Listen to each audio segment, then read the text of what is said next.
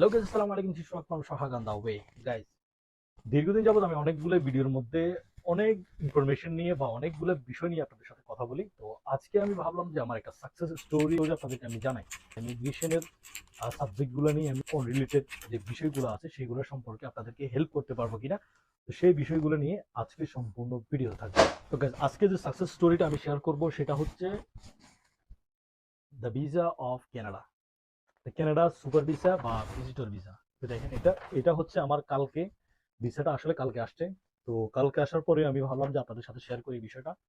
তো স্পেশাল অনেক দিন যাবত অনেকগুলো বিষয় নিয়ে আমি কথা বলি, কিন্তু বিভিন্ন বিষয়ের রিলেটেড যে কাজগুলো আছে সেগুলো আমি করি। তো ভাবলাম যে আপনাদের সাথে আমি একটু আমার সাকসেস স্টোরি শেয়ার করি। তো গাইস, ইনি হচ্ছে ইমাম হুসাইন। উনি হচ্ছে বর্তমানে সৌদি আরব মাদিনাতে আছে। মদিনা ওনার জন্য অ্যাপ্লাই করা হয়েছে বিগত এই 1.5 থেকে 2 মাস আগে। তো 1.5 থেকে 2 মাস আগে অ্যাপ্লাই করার ফলে তো আলহামদুলিল্লাহ ওনার ভিসা সাকসেস হয়ে আসছে। উনি আজকে পাসপোর্ট জমা দিচ্ছে, ইনশাল্লাহ কালকে বা পরশু দিনের মধ্যে ওনার ভিসা স্টাম্পিং হয়ে চলে আসবে।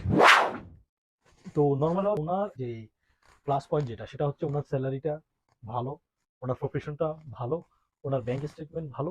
তবে একটা মাইনাস পয়েন্ট হচ্ছে ওনার ট্রাভেল হিস্টোরি। তো এই জিনিসটা কিন্তু আমরা সবচেয়ে বেশি ফোকাস দিই, ট্রাভেল হিস্টোরিটা, যে কার ট্রাভেল হিস্টোরি বেশি আছে। ট্রাভেল হিস্টোরি আছে মানে ভিসা।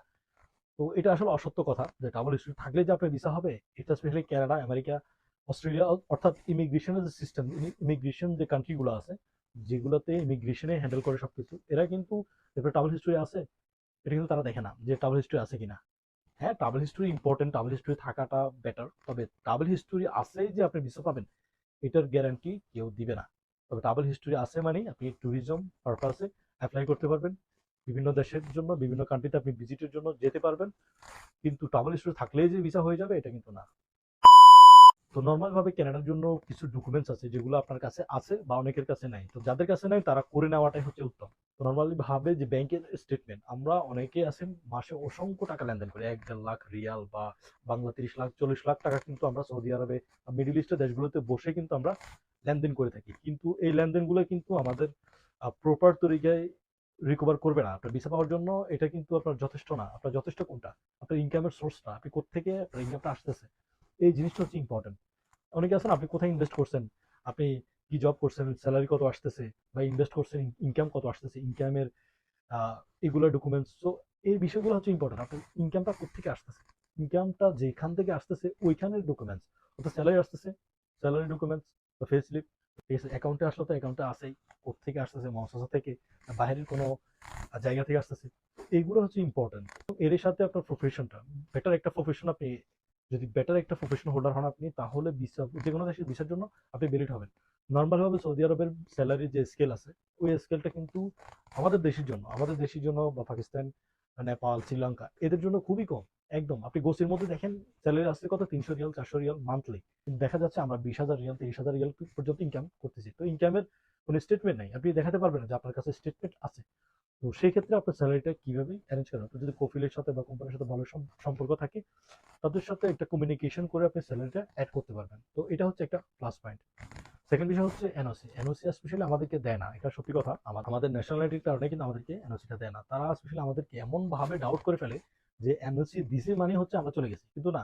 এখানে কিন্তু আমরা অনেকে আছি, অনেক ভালো অবস্থানে আছি আলহামদুলিল্লাহ, অনেক ভালো স্যালারি বা অনেকে আছে বিজনেস করতেছে কফিলের নামে বা যেটাই হোক বিজনেস আছে করতেছে, কিন্তু অনেকে আছে যারা ভিজিট করতে যেতে যায় তারা কিন্তু ঠিকঠাক ভাবে ভিসা পায় না। কেন পায় না? কয়েকটা কারণে। ডকুমেন্টস প্রপার নাই, ট্রাভেল স্টোরি মাইনাস, ঠিক আছে? তারপর হচ্ছে কোম্পানি থেকে কোনো পারমিশন লেটার কোনো বা কোনো এমপ্লয়মেন্ট লেটার কিছু দিবে না, ব্যাংক স্টেটমেন্ট নাই। তো সব কিছুর কারণে কিন্তু আমরা ভিসা পাওয়ার সম্ভাবনা একদমই হারাই ফেলি। উনি যেভাবে নিজেকে বা নিজের ডকুমেন্টস গুলোকে রেডি করছে, আপনারা যদি ঠিকঠাক ভাবে আপনার ডকুমেন্টস গুলোকে রেডি করেন তাহলে ইনশাল্লাহ কানাডা, আমেরিকা, অস্ট্রেলিয়া অর্থাৎ পৃথিবীর যে কোনো দেশের জন্য অ্যাপ্লাই করতে আপনার কনফিডেন্ট লেভেলটা অনেক বেশি হাই থাকবে যে আমি আমার ডকুমেন্টস পারফেক্ট আছে, আমি ভিসা পাবোই। আমি যদি ভিসা পাওয়ার জন্য আমার তারা যে শর্তগুলো ভিসা পাওয়ার ক্ষেত্রে দেয় ওই শর্তগুলো আমার সবগুলো আছে, এগুলো যদি আপনার কনফিডেন্সিয়াল থাকে আপনার ডকুমেন্টসের উপরে, তাহলে আপনি ভিসা যদি নাও পান তাহলে আপনার একটা অ্যাটিটিউড থাকবে যে আমি প্রপার তরিকায় ডকুমেন্টস ছিল, হয়তোবা কোনো এক জায়গায় মিস্টেক ছিল এই জন্য আমি ভিসা পাই নাই।